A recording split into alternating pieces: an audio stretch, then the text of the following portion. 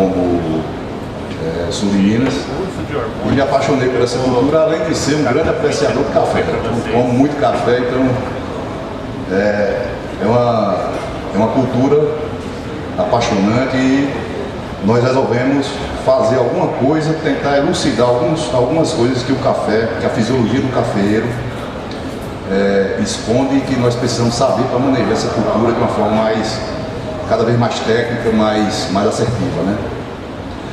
Nós trabalhamos com a cultura da manga há cerca de 32 anos, e ao longo desse período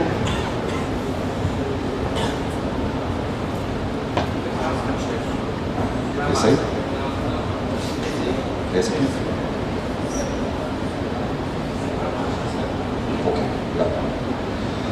Então, ao longo desses 32 anos com a cultura da manga, nós enfrentamos vários desafios, e são desafios parecidos com os desafios que nós observamos na cultura do café.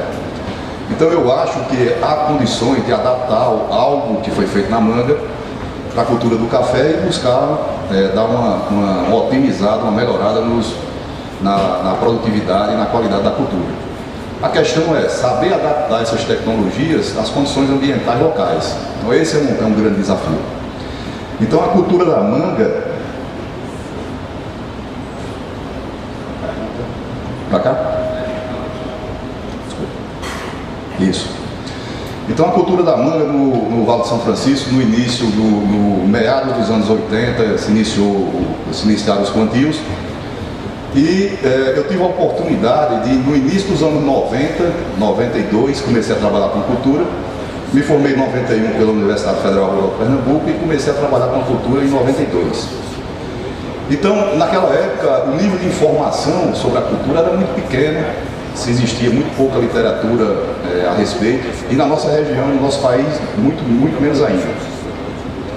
Isso nos obrigou a buscar conhecimento em congressos internacionais, a fazer experimentação nas fazendas onde trabalhávamos, e na empresa que eu trabalhava, essa empresa era uma grande exportadora, tinha 175 hectares de manga implantada em cima de areia quartzosa, 98% de areia, e isso era uma hidroponia a céu aberto. Então, nos obrigou a fazer uma série de trabalhos com a parte nutricional, posteriormente com a parte hormonal. Então, Faga, no início dos anos 90, 93, 94, nós já tentávamos calibrar a dose de etrel, de etileno, de auxinas e de regular a síntese de giberelina de uma forma mais com estresse e aplicação de etileno. E, assim, com uma série de tentativas, uma série de erros, nós fomos calibrando isso ao longo do tempo até chegar no Paclutrazol, né? O sucesso do Vale de São Francisco em produzir manga o ano inteiro, ele se deve a justamente o desenvolvimento desse conceito de controlar a fisiologia da planta para fazer a planta florescer quando nós queremos. Então, até o momento que a cultura dizia o que nós tínhamos que fazer, era uma história. Então, nós fomos desenvolvendo conhecimento e hoje nós dizemos à planta o que ela tem que fazer. Então, isso é uma grande diferença. E para fazer isso, nós precisamos entender a fisiologia da planta cada vez mais, né? Só para você produzir manga o ano inteiro, você precisa fazer florações o ano inteiro, todas as semanas do ano. Só que o clima, na nossa condição e em várias condições ambientais, ele dita o florescimento em função das condições de fotoperíodo, temperatura, condições de precipitação ou não. Então a planta, ao longo desse tempo todo de adaptação aos climas, ela modulou sua resposta fisiológica às condições ambientais. Então, para entender como a planta funciona, é necessário que você entenda como as condições ambientais afetam a planta. Então, nós focamos numa coisa importante: o que fazer para inibir síntese de giberelina e parar o crescimento vegetativo. Sem isso, não tem como controlar a indução floral das plantas. Então isso foi como é que eu posso dizer? um foco importante que nós direcionamos para entender como isso funcionava e manejar isso da melhor maneira possível. Giberelina é um hormônio importantíssimo da planta, o professor Fagan falou muito bem aqui a respeito disso. Então, durante o manejo da indução floral, nós precisamos inibir a síntese de giberelina, parar o crescimento vegetativo, para fazer com que esse balanço de redução de giberelina, aumento de etileno e um pouco de auxina também, faça com que a planta reduza o crescimento vegetativo, direcione as reservas que ela está produzindo para acumular carboidratos nas brotações. Os carboidratos são os açúcares que a planta usa como moeda para fazer todas as reações que ela precisa. Sem carboidrato, quanto menos carboidrato você tiver, menos produção. Então a moeda de troca da planta é o carboidrato. Então, inibir síntese de giberelina é fundamental durante o processo de indução floral. Por quê? Porque a demanda pela energia é que dita quanto a planta vai produzir. O professor Fagan abordou aqui uma coisa muito interessante, a competição do crescimento vegetativo com o reprodutivo. Quanto mais competição houver, menor produção de menor qualidade. Então, controlar o crescimento vegetativo de forma eficiente faz com que você produza melhor e com melhor qualidade. Porque plantas de cafeeiro que produzem em climas de altitude têm uma qualidade melhor. Em clima de altitude você tem temperaturas mais amenas, umidade relativa um pouco mais alta. Então a planta, isso é uma situação que naturalmente o clima sinaliza para a planta uma redução da produção de giberelina. O fotoperíodo também faz isso. Reduzir a produção de giberelina, a planta diminui o crescimento vegetativo. Diminuir o crescimento vegetativo, você vai ter menos competição com o fruto. A planta direciona mais carboidrato para o fruto, a qualidade da bebida é melhor. Grande parte da qualidade de bebida está associada à quantidade de matéria seca que tem no fruto. E matéria seca, na grande parte, é carboidrato. Então, esse controle das reservas e de como a planta usa a reserva é fundamental para você produzir bem e com alta qualidade, né? Então, eu já assessorei várias empresas no Equador. Tá frio aqui, né? Quem vem lá do sertão com 30 e tantos graus chega aqui na sala dessa. Então é o seguinte, quando você chega num determinado país e que as pessoas falam, como é que Eduardo, me ajude a entender melhor como essa planta funciona, como é que eu posso produzir melhor. Bom, primeira coisa é entender a condição ambiental. Onde acontece parada de crescimento vegetativo nas nossas condições. Aqui, ó, maio, junho, julho. A partir daqui a condição da planta é de aumento de crescimento vegetativo. Então, fotoperíodos mais curtos faz com que a manga reduza o crescimento vegetativo e favoreça o florescimento. As plantas que se desenvolvem em condições naturais, que não são manejadas tecnicamente, elas florescem aqui, em agosto. A diferenciação vai acontecendo aqui, ó. O clima vai dizendo, diminui a giberelina. Ao mesmo tempo, as precipitações param mais ou menos aqui. Então você tem redução de nível de água no solo, aumento do estresse hídrico, aumento de etileno. E o fotoperíodo vai dizendo à planta, com um fotoperíodo mais curto, vai sinalizando para a planta, diminua a produção de giberelina. Certo? Temperaturas mais amenas. Aqui é o auge das temperaturas mais amenas. Na nossa condição, a temperatura mais amena é 18 graus. Certo? Então, nessa condição ambiental, a planta define a gema e aqui ela floresce e produz ali. Então, na nossa condição ambiental, nós só iríamos produzir basicamente aqui, ó, outubro, novembro, dezembro. Se nós não manejássemos a indução floral, nós só iríamos produzir em 3 meses do ano. como era no início dos anos 90. Então, como manejar a planta para enganar o sistema fisiológico e fazer com que a planta flore em condições adversas. Aqui é o Equador. Assessorei algumas empresas também no Equador. Veja que tem uma diferença só de 14, 15 minutos. Mas a planta floresce lá no mesmo período.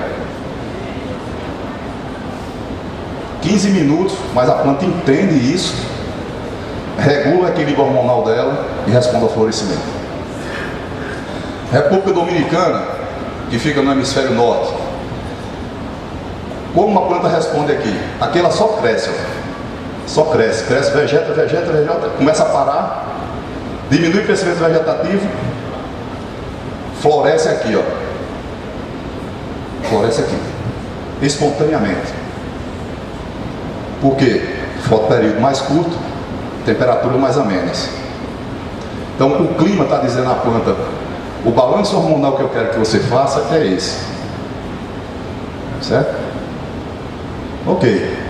Então, esses pesquisadores, eles colocaram, isso no livro Thais Zeiger, né? Que temperaturas baixas e fotoperíodos sinalizam redução da atividade de genes que regula a produção de berelina. Está aí a explicação. Certo? Eu estou passando rápido alguns slides, pessoal, porque são 111 slides, senão não dá tempo de falar tudo. Então, o que foi que nós desenvolvemos nos anos 90?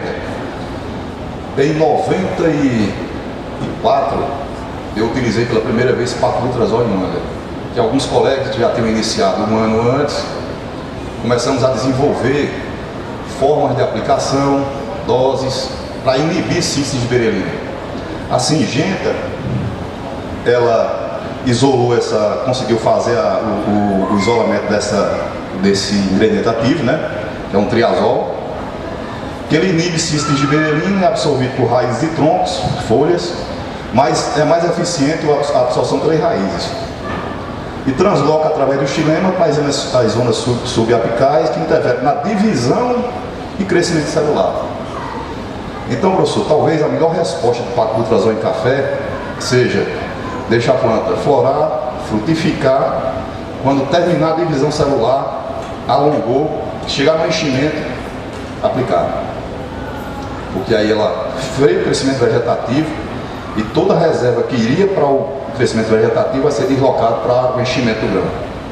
Aí talvez tenha um resultado interessante. Então, quais os benefícios do uso do paclitrazol, né? Direcionar o acúmulo de reserva, né? Que é importantíssimo. Melhora o equilíbrio nutricional. Resposta floral, né?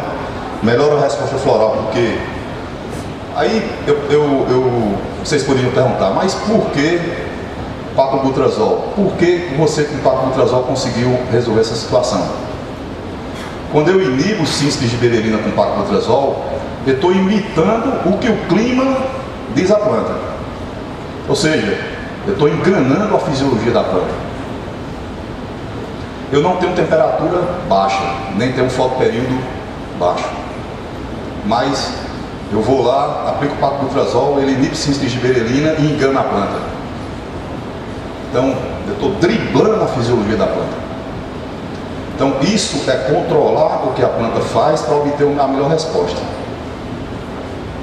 Maior retenção de frutos, maior produção, porque como ele controla o crescimento vegetativo, a maior parte da reserva de carboidrato é direcionada para o acúmulo de reservas. Então deixa de gastar com o crescimento vegetativo e vai para o fruto.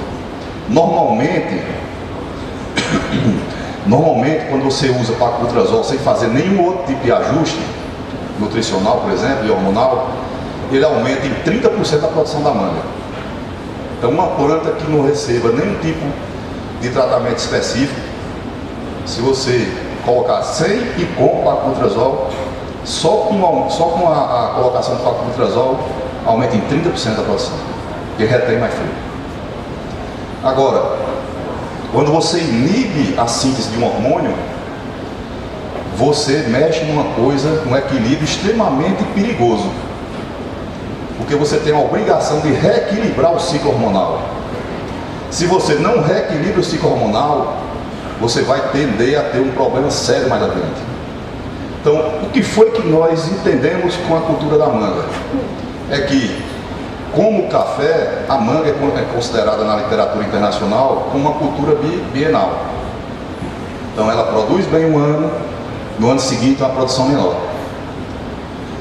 E, ao longo desse tempo que eu trabalho com a cultura, eu tentei ver se isso tinha relação com nutrição mineral. Fiz um monte de trabalhos comparando nutrição mineral de áreas com produtividade mais alta, mais baixa. Não encontrei correlação nenhuma. Eu disse, tem alguma coisa errada, vou buscar em outro local. Com o advento das análises bioquímicas, aí sim, eu comecei a fazer análises bioquímicas de materiais, né, da parte vegetativa e das raízes, de frutos também. E aí sim, eu encontrei uma correlação altamente positiva entre níveis de carboidrato, recomposição de níveis de carboidratos e de aminoácidos com manutenção da produtividade. Então, por que a bienalidade acontece? Porque a planta não recupera adequadamente as reservas de carboidrato e aminoácidos e não tem condições de sustentar uma produtividade normal ou mais alta. Então, se você resolve esse problema, você mantém níveis estáveis de produtividade, que foi o que aconteceu com a cultura da manga no Vale de São Francisco. Nós entendemos que precisávamos regular a bagunça que era a maneira da planta produzir. A mesma coisa do café, falando. É uma bagunça, porque às vezes você tinha na época de produção baixa, você tinha a planta vegetava 70% e florava 30%.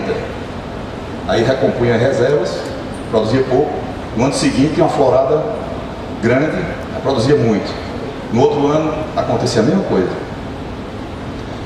Então, quando nós observamos que o X da história estava na recomposição do material vegetativo, nós começamos a criar sistemas de poda, um sistema específico, que é esse que eu estou mostrando a vocês, para recompor a estrutura vegetativa e organizar a fisiologia da planta dentro de um padrão de crescimento controlado.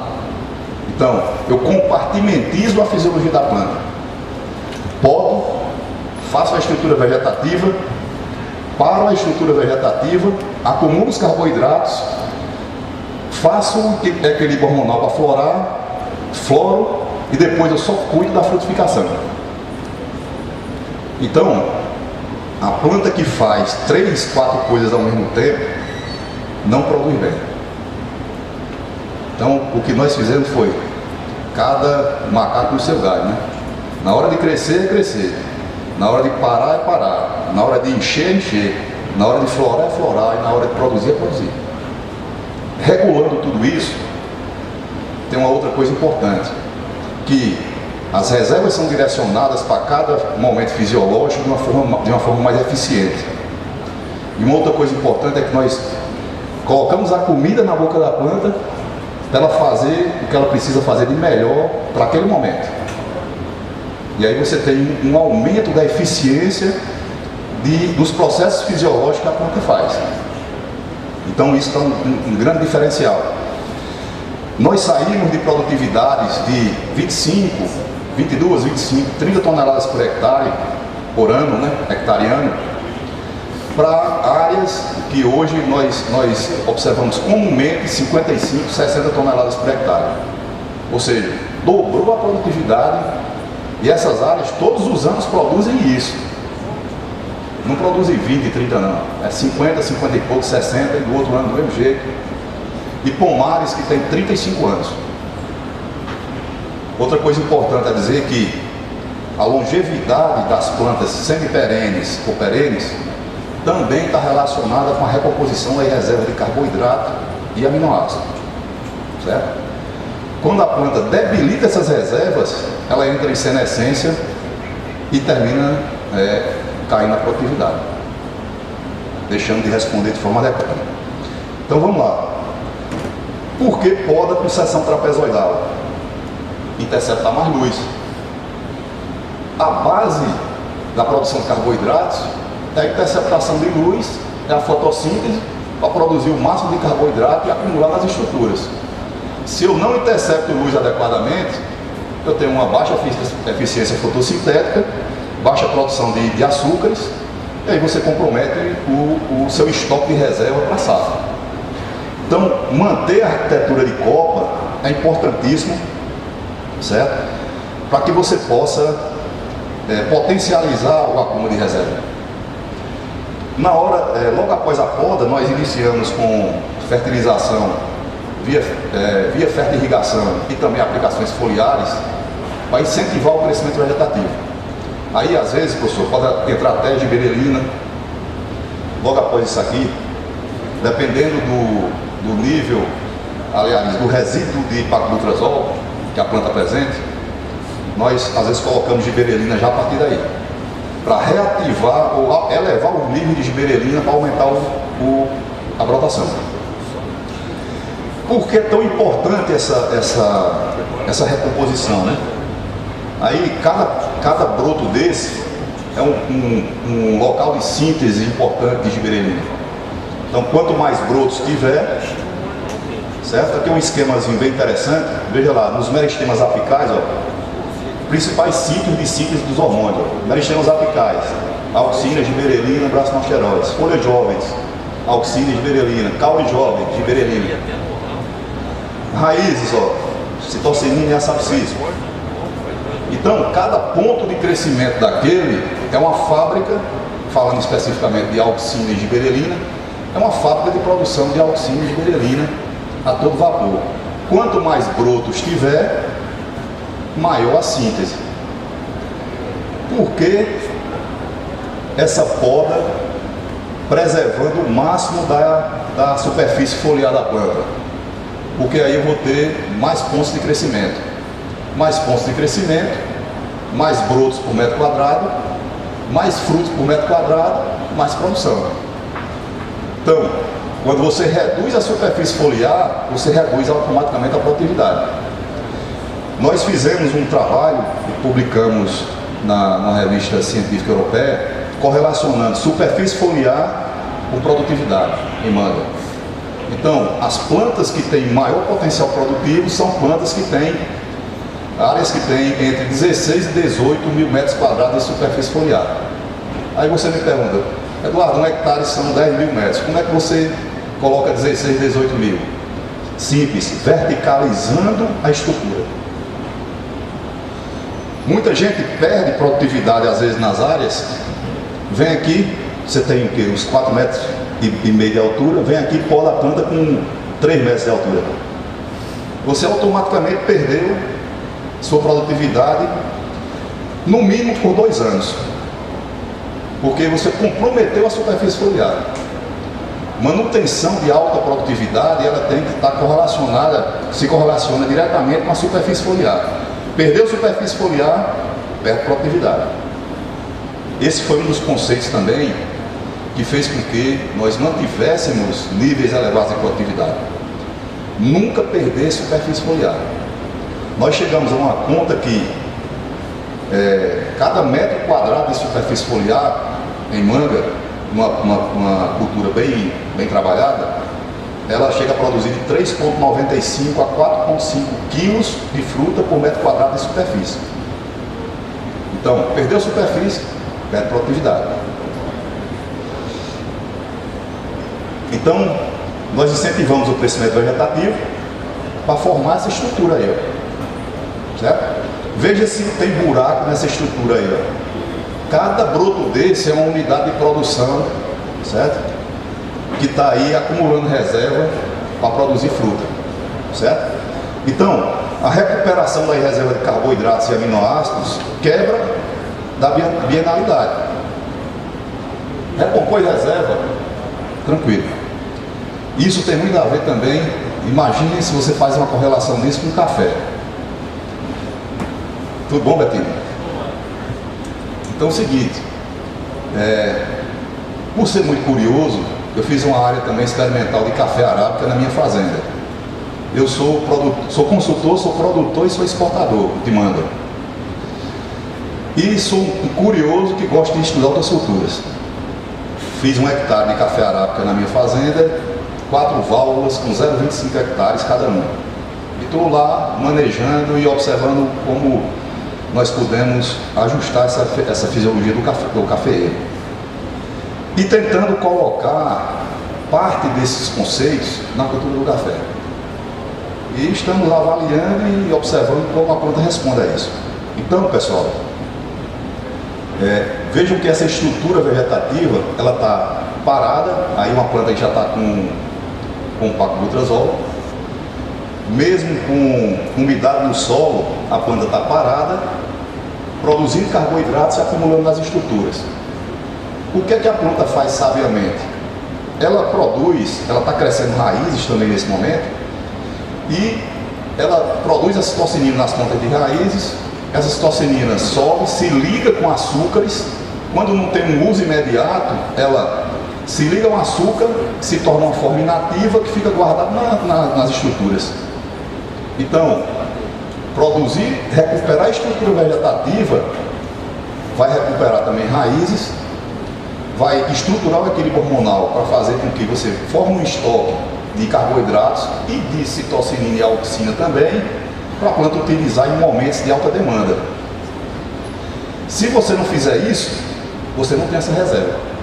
Quando a planta precisa, vai buscar onde? Então, isso é importantíssimo. Uma vez que você mexe no equilíbrio hormonal, você precisa entender a importância desse hormônio. Não é só dizer, eu vou inibir e fica por isso mesmo. Gibberellina tem papéis importantíssimos na fisiologia da planta. E que se você não entender, como muita gente do Vale de São Francisco, a princípio, não deram muita atenção, usaram o paclobutrazol em doses altas, e teve um momento que teve pomar que quase morre. Por quê? A planta ficou tão intoxicada, com um nível de gibberellina tão baixo, que a planta não brotava, não fazia nada, parada lá. E por quê? Falta desse entendimento. É o que você falou aqui. A base de você manejar as coisas de forma adequada é o conhecimento. Não teve conhecimento daquilo, a margem para erro é gigantesca. E errar com hormônio é complicado. Certo? Um outro quadrozinho bem interessante, papel dos hormônios no crescimento vegetativo. O Fagner falou muito bem aqui. Divisão celular, tem o rosa é promoção, o azul é inibição. Eu gosto muito de falar disso aqui. Formação de raízes laterais, promoção, auxinas. Alongamento de raiz, auxina e gibberellina. Enfim, é um quadrozinho bem interessante que você fixa bem como esses hormônios influenciam na fisiologia da planta. Citocininas lá, fechamento do estômago, o ácido abscísico fecha e a citocinina abre. Certo? Diferenciação de feixes vasculares, que é outra coisa importantíssima. Expansão foliar na citocinina. Então, entender isso é fundamental para você manejar as coisas de forma adequada. O papel da gibberellina no germinação de sementes, né? Importantíssimo. Você vou dar uma acelerada. Desenvolvimento do pólen. Então, se você tiver níveis muito baixos de gibberellina, você afeta a formação do pólen. O pólen que vai fecundar o ovário, você afeta o pegamento. Alongamento das estruturas, né? Diferenciação de feixes vasculares. Essa cor azul aí é a gibberellina. Feixes vasculares, né? Formação dos feixes vasculares. Nas sementes, né? Sementes novas. Bom, vamos para as coisas mais práticas, né? Então, essa é uma área que nós concluímos a colheita, uma área de manga. Imediatamente nós iniciamos com um processo de adubação que inclui colocação de matéria orgânica na zona de crescimento radicular, certo? Para preparar essa estrutura para um novo desenvolvimento.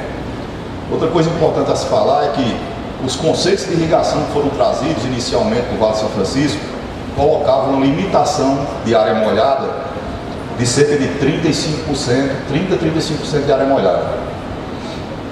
Ao longo do tempo que as produtividades foram aumentando, nós observamos que havia uma limitação da produtividade devido à área molhada, porque no sertão nossa precipitação média é 450 a 500 milímetros.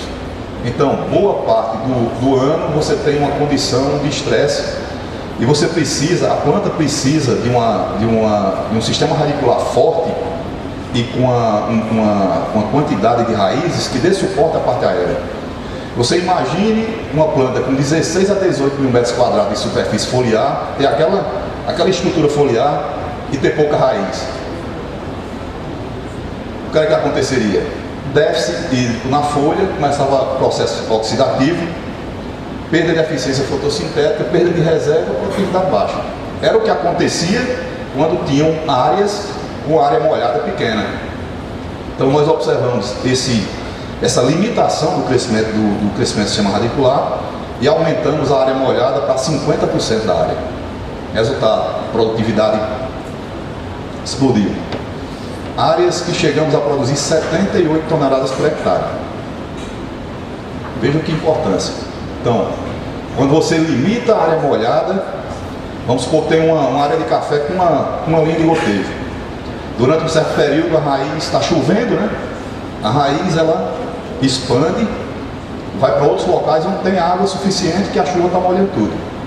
Quando chega o período de seca, o lençol freático ou o volume de água do solo vai diminuindo e só tem aquela linhazinha de gotejo ali, com a área molhada pequena.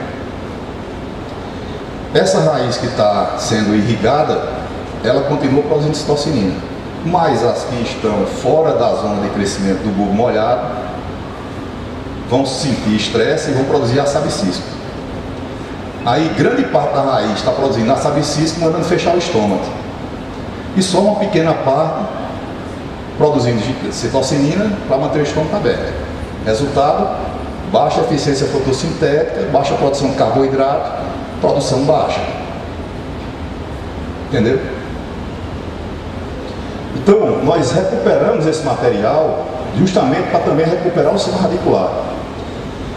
Por que essa recomposição das brotações é tão importante? Porque imaginem você ter uma folha submetida a temperatura de 40 graus, 37 graus, 40 e tantos graus, umidade relativa de 30 a 40%, essa folha sofre muito. E a longevidade dessa folha do ponto de vista fotossintético, eu já tentei até fazer, professor, mensurar isso, mas ainda não consegui. Mas é um dos meus objetivos, quanto tempo uma folha de manga ela consegue se manter fotossinteticamente ativa de uma forma eficiente. A nível de campo a gente observa que isso é algo como 6 meses no máximo. Por isso que nós fazemos a estrutura nova todos os anos, para recuperar essa estrutura e formar uma estrutura nova com níveis melhores de giberelina e auxina, né? Que aí eles vão essa brotação nova vai estar produzindo quantidades importantes de giberelina e auxina para estruturar toda a planta, né? E promover um novo crescimento de raízes, certo? Sem haver uma brotação boa, uma grande brotação, que é onde vai ser as gemas terminais, como você viu naquele esquema que eu mostrei ali, gemas terminais produzem auxina. Essa auxina vai descer e mandar crescer raiz. Sem uma grande brotação, o nível de auxina diminui. Como é que você quer recompor um sistema radicular se você tem pouca brotação? Então, por isso é tão importante fazer isso aqui, porque eu preciso de mais raízes embaixo. Então, auxinas produzidas nos brotos promovem o crescimento de novas raízes. Essas novas raízes vão aumentar a capacidade de absorção de elementos minerais, produzir citocinina, e quando eu aplicar o paclobutrazol aí, vai ter uma grande absorção. E aí o nível de eficiência de inibição de gibberelina também é muito bom. Certo? Então, crescimento de raízes nobres, maior absorção de elementos minerais e do PVZ. Essas são fotos de um risotron que nós fizemos lá na nossa fazenda. Nós temos lá 8 fragrantes. Nós monitoramos semanalmente o crescimento radicular. Interessante. E o crescimento radicular, ele é maior na fase vegetativa, essa é uma foto da fase vegetativa para início de maturação. Na fase reprodutiva, é bem menor o crescimento, justamente por aquela competição que você falou. A planta é sábia, ela não vai crescer muita raiz quando tem fruto, porque ela vai direcionar, priorizar o fruto. Então ela reduz o crescimento de raiz na frutificação, só que na fase pós-colheita, de formação de brotação, ela tem um grande crescimento de raiz, se preparando para a produção. Então nós temos uma curva semanal de crescimento, de pontos de crescimento, bem definida, certo? Papel dos hormônios vegetais no crescimento, né? É um outro, eu sempre coloco isso para ir fixando os próximos slides, né? Fechamento do estômago, a sabicícia, citocinina abre, certo? Está aqui uma coisa importantíssima. Essa estruturazinha aqui é a base da sobrevivência nossa aqui na Terra. Sem cloroplasto, ninguém estava vivo aqui. Então, quem sinaliza aumento da produção de cloroplasto? Citocinina produzida nas raízes. Certo? Então, a citocinina produzida aí, vai lá na folha e diz, ei, aumente a quantidade de cloroplasto.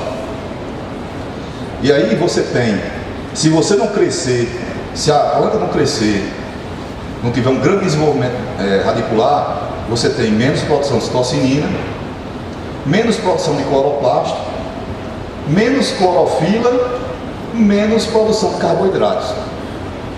Entenderam a reação em cadeia? Por isso que é tão importante crescer raiz. Sem raiz não há como formar uma estrutura fotossintética eficiente. Aí você compromete a sua produtividade na base.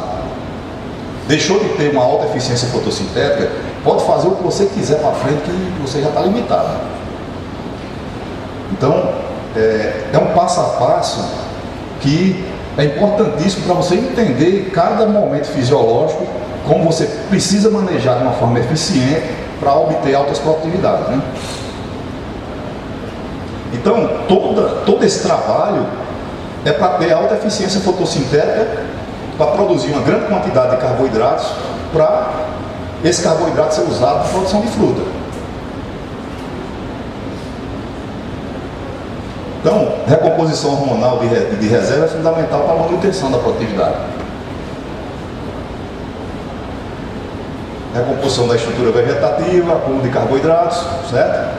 Aqui, uma forma prática de você observar se sua planta, se sua estrutura tem um nível adequado de amido, você coloca uma solução de iodo a 10%, ficou negro, aí a reação do amido, do iodo com amido, indica que tem um nível interessante de amido na estrutura. Amido é um carboidrato de reserva que a planta guarda lá, quando ela precisa, ela quebra o amido através do aumento da alfa-amilase. Esse amido é quebrado em sacarose e outros açúcares e translocado na forma de sacarose para os pontos de crescimento. Aí você tem fornecimento de energia para os processos. Tudo isso aqui, ó, é para guardar amido. Amido é um carboidrato de reserva, certo? Esse carboidrato de reserva é a moeda que a planta guarda para na hora que ela precisa fazer fruta, certo? E como nós sabemos disso? Fizemos essa curva, certo? Essa foi uma das. Nós fizemos de várias curvas dessas, em plantas com produtividade mais baixa, 30 toneladas por hectare. Nós tivemos um acúmulo em plantas com 30 toneladas por hectare, nós tivemos um máximo acúmulo de 8% de carboidratos totais, ou seja, a metade disso aqui. Essa é uma curva de uma área que produziu 53 toneladas por hectare. Aí você pode me perguntar, Eduardo, como é essa distribuição? Onde a planta acumula e onde a planta gasta? Ok. Aqui eu podei. 0 dia poda. Lembrem daquela foto que eu mostrei para vocês. Com 30 dias eu fiz a primeira coleta de broto. Eu fiz broto e raízes também, para ver como funcionava a dinâmica. Então veja que no início, às vezes até há um decréscimo entre 30 e 60 dias. Porque às vezes a planta tira energia de outro local para fazer o broto. Mas em outro tratamento já houve um aumento de 30 para 60 dias. Nesse período de 0 a 60, a planta está montando a estrutura fotossintética. Depois que ela monta a estrutura, ela começa a acumular. Então aqui é a fase de maturação das brotações. Aqui, ó, no auge da maturação, aqui eu comecei a estressar para induzir ao florescimento. Quando eu comecei a estressar, o nível de carboidrato começa a cair, porque o estresse consome a parte das reservas. E aqui o florescimento, ó, que também consome muita reserva. Floresceu, a condição de estresse, a gente volta ao normal, a irrigação, a planta retoma a fotossíntese, mas aqui eu tenho o que se desenvolvendo? Fruto. Aí os carboidratos já são direcionados para o fruto, então não há acúmulo no ramo. Aqui ele tem consumo durante a frutificação. Aqui, aos 49 dias, mais ou menos, tem um evento que se chama segunda queda fisiológica. A segunda queda fisiológica na cultura da manga é provocada pelo déficit de carboidrato solúvel chegando na fruta. Então, se a planta não tem carboidrato suficiente para atender a demanda do fruto, ela regula o equilíbrio hormonal e derruba uma parte da fruta. Certo? A fruta que fica, ela consegue desenvolver. E isso está relacionado com a reserva de carboidrato que ela guardou nessa fase de maturação. E enquanto você economiza de reserva daqui para cá, imagine o seguinte: nós tivemos aqui, ó, no melhor tratamento, 10% de carboidratos totais. Se eu tivesse economizado, ó, de 16 para 10, eu perdi 6%. Se eu tivesse economizado 3%, eu teria feito mais fruta. Então, mesmo uma área dessa, o potencial ainda é maior. E onde nós estamos trabalhando? Reduzir essa perda provocada pelo estresse. O professor Fagana falou muito bem aqui. Grande parte das perdas de produtividade estão relacionadas com estresses que a planta passa. Esses estresses aumentam a produção de espécie ativa de oxigênio, que consome energia para a planta se defender. Certo? E essa energia faz falta para fazer fruto. Ok? Na fase de enchimento dos frutos, ó, 90 a 120 dias, vê o consumo de carboidrato, ó, gigantesco. Então, outra coisa interessante a comentar é o seguinte: se essas reservas caírem a níveis inferiores a isso, a planta rebrota ruim na pós-colheita. Então, a planta tem que fazer a fruta e sobrar carboidrato suficiente para recompor as brotações no ciclo seguinte. Se você canibalizar essas reservas, você tem uma planta mais fraca na pós-colheita, vai demorar a se recuperar mais tempo para se recuperar. Em raízes, ó, veja que a curva funciona bem parecida, só que a raiz ela chega a acumular mais carboidrato do que a parte aérea. Certo? E segura mais reserva também. Ó. Vê que diferença.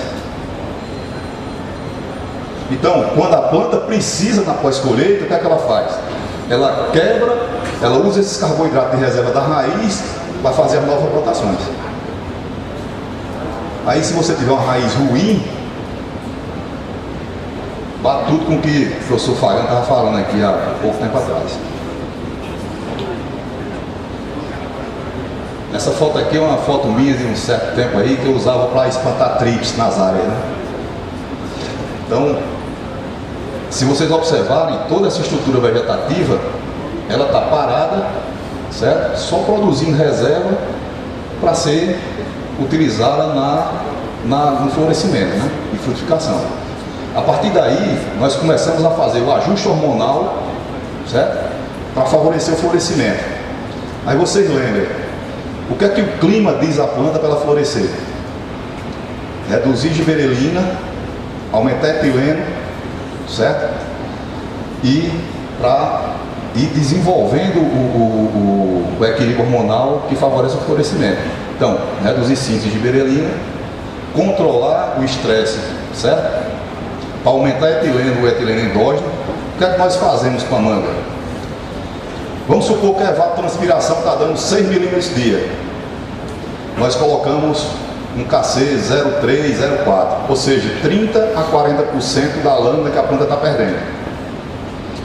Esse déficit acontece, a planta vai perdendo água, o reservatório de água do solo vai secando, a planta começa a sentir estresse e, naturalmente, aumenta o etileno endógeno.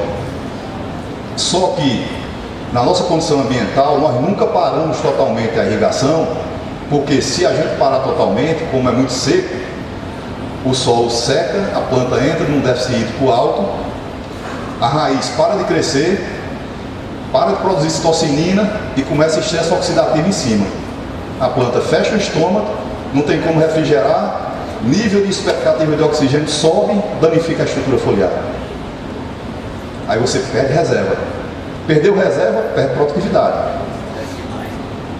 Então, nós controlamos isso para evitar a perda de reserva, que é importantíssimo no manejo. Aplicação de etrelo para aumentar o etileno. Então, eu provoco o aumento do etileno com estresse hídrico, e o que falta eu boto de fora. Doses pequenas, eu vou colocando para a planta ir diferenciando a gema, né? E aplicação de auxinas também, certo? Para frear o crescimento vegetativo e, de certa forma, também diretamente aumentar o nível de etileno. É uma forma que nós encontramos de melhorar a relação floral. Aí vocês podem me perguntar, mas o que isso significa? Quando você aumenta demais etileno, o florescimento da manga acontece, mas níveis altos demais de etileno induzem a formação só de flor masculina na panícula. Flor masculina não frutifica. Então, pela tudo, produção zero. O efeito auxínico é o contrário. Ele aumenta a produção de flor hermafrodita na panícula. Aí eu faço uma casadinha para a planta responder de forma mais interessante, associada também à citocinina que está sendo produzida nas raízes, né? Em menor quantidade, mas mais tarde. Uma vez que a gema floral definiu, aqui eu retomo níveis quase normais de água, nutrição, e aí vem o pleno florescimento. Quando acontece o pleno florescimento, nós calculamos, estimamos o que a planta tem potencial para produzir e calculamos a nutrição mineral para formar só o fruto. Por que só formar o fruto? Lembrem que eu falei anteriormente que nós compartimentamos a fisiologia da planta, o manejo das fases fisiológicas. Nessa fase eu quero que a planta tenha o foco principal só na construção do fruto. Se por acaso eu coloco nitrogênio aí acima da demanda do fruto, a planta vai pegar esse nitrogênio e vai querer fazer crescimento vegetativo. O crescimento vegetativo vai gastar a reserva que eu quero que a planta use na fruta. Eu vou produzir menos. Então, eu sinalizo para a planta, ei, eu quero que você priorize a fruta, não é crescer não. Então, eu é que estou dizendo para ela, é assim que você tem que fazer, não é diferente. Então, essa é a ideia. Equilíbrio hormonal, bom, florescimento interessante, boa produtividade e qualidade, certo? Falei muito de manga, né? Mas eu vou falar de café arábica também. Então, café arábica no semiárido, É uma coisa meio que fora do comum, né? Isso é a foto ao lado tem uma cerca que divide assim a área do café com uma área de reserva que eu tenho. Essa é a vegetação lá, certo? E aqui está minha equipe da pesquisa coletando material para fazer as análises da fisiologia do cafeeiro, certo? São áreas que essa planta tem 3 anos, certo? São 4 variedades. Café arábica semiárido nordestino, monitoramento de parâmetros fisiológicos. Então, qual a ideia dessa área experimental? É observar de forma científica como essa planta responde ao ambiente durante todo o ano. Monitorar parâmetros fisiológicos para entender como a planta trabalha, a fisiologia, e em cima desse entendimento a gente começar a implementar mudanças importantes para conduzir a planta e não a planta nos conduzir. Esse é o papel, essa é a coisa importante a se dizer. A mesma coisa que nós fizemos com a manga. Estudamos até entender como a planta funcionava e aí sim começamos a implementar mudanças de manejo e que resultassem em resultados melhores. Ela está coletando material para fazer a curva de produção e consumo de carboidratos, né? Como a gente fez na cultura da manga. Monitoramento de enzimas do metabolismo dos carboidratos e do estresse. Eu já tenho um bocado de dado interessante, professor. É porque é pouco tempo para a gente falar sobre tudo, mas diferenciação, enchimento das reservas dos brotos, igual nós fizemos com a cultura da manga, nós estamos fazendo com o café. Fizemos o crescimento vegetativo, paramos o crescimento vegetativo, estamos enchendo a plantação de carboidrato para depois promover a diferenciação. Aqui a área experimental, né? São essas variedades, ó. Essa outra aqui também, IAC 376, o Tuá MG 1190/3 e esse Catuari IAC 1, certo? Aqui uma foto de novembro de 2022. Interessante dizer o seguinte: esse café no primeiro ano nós inibimos o florescimento dele nos meses de junho, julho, agosto. Ele estava querendo florar, só que eu vi isso antes de diferenciar os primórdios florais.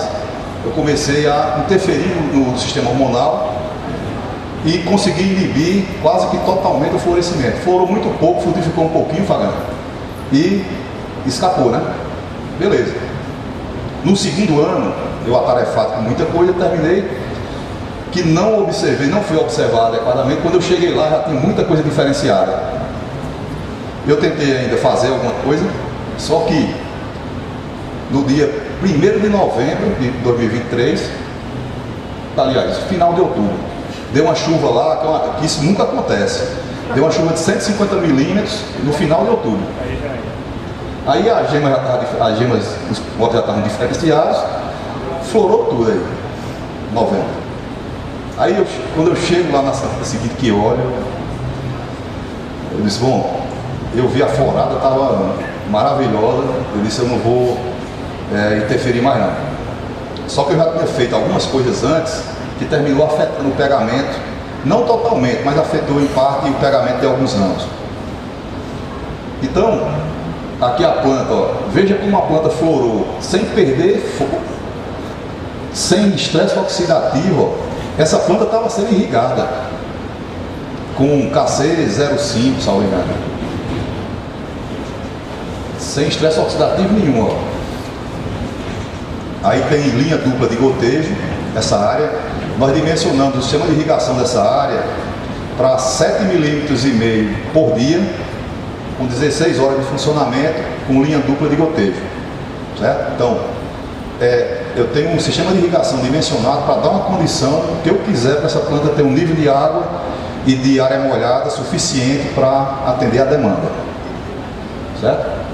Aí a frutificação, ó. A partir daí nós começamos a fazer a primeira aproximação de cálculo de extração de nutrientes dos grãos e nutrição de acordo com a fase fisiológica, com o desenvolvimento fisiológico do grão. Então, nós estamos colocando a nutrição de acordo com a fisiologia do desenvolvimento do grão. Então, nutrientes mais importantes na fase de divisão celular, vai até um determinado momento, depois alongamento, depois enchimento. Então, tudo de acordo com a fisiologia do desenvolvimento do grão.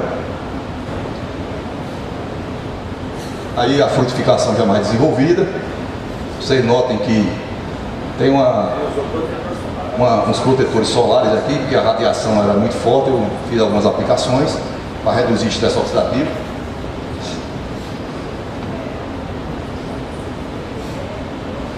Fase de enchimento de grãos, né? Tem uma foto com o Roger Quiabá, que fez uma visita lá e foi dar uma olhada lá com o outro pessoal. Já a fase de maturação, massa abril, começou a maturar, certo? Veja que tem algumas rosetas que ficaram com menos fruta. Ó. Que em alguns momentos é como se o que eu estava fazendo antes influenciou no pegamento de uma parte das rosetas. Maturação. Colheita, colhemos todo cereja, certo? Fizemos umas bancadas para fazer a secagem. Aqui fizemos uma análise de qualidade de bebida, deu 81 pontos. Certo? Fizemos um padrão internacional, qualidade de bebida. E fizemos análises também de matéria seca. Ó. Veja que no grão ó, tem 92,8 de matéria seca. E os elementos minerais. Por que isso? Eu vou calcular a extração dos elementos minerais por quilo de café produzido, na nossa condição ambiental. E vou ajustar essa curva de consumo ao longo do tempo, até chegar em parâmetros de resposta ótimos, certo? Então, um café que deu 81 pontos, está lá, 92%, 92,8% de matéria seca. Café de boa qualidade, matéria seca alta. Análise dos tecidos vegetais também para calibrar a nutrição das brotações. Então, como o manejo que nós estamos pretendendo fazer é parecido com a manga, nós fizemos as análises de folha e brotos para estimar o que a planta vai gastar de nutrientes para construir as brotações. Em cima disso, nós determinamos níveis de adubação de nitrogênio, fósforo, cálcio, potássio, magnésio, enfim, dos microelementos. Colocamos em campo e vamos fazendo as análises para ver como se comporta o nível de eficiência de absorção desses elementos minerais. Essa área nós usamos, Fagner, algo como 120 kg de N por hectare, certo? Na formação nós usamos, nesses 2 anos, eu acho que uns 300 kg de N por hectare, 2 anos. Então, o que é que acontece na nossa condição ambiental? O vigor vegetativo da planta é violento. Então, se eu não controlar bem isso, eu não vou fazer grão de qualidade. Então, eu tenho que frear o nitrogênio para controlar o crescimento vegetativo. Se eu colocar a dose de N mais alta, a planta vai vegetar demais e vai comprometer a qualidade do grão.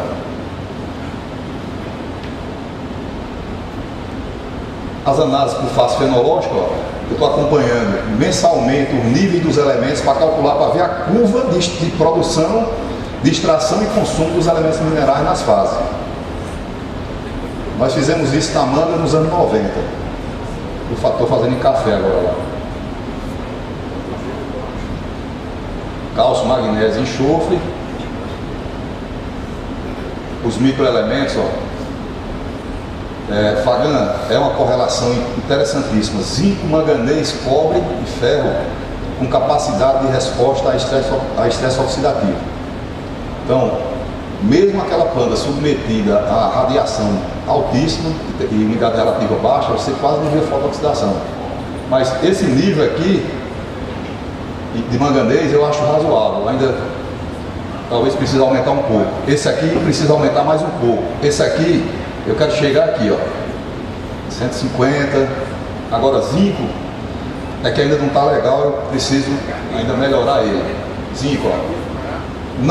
Nós não observamos fotoxidação, mas eu ainda acho baixo esse nível aí.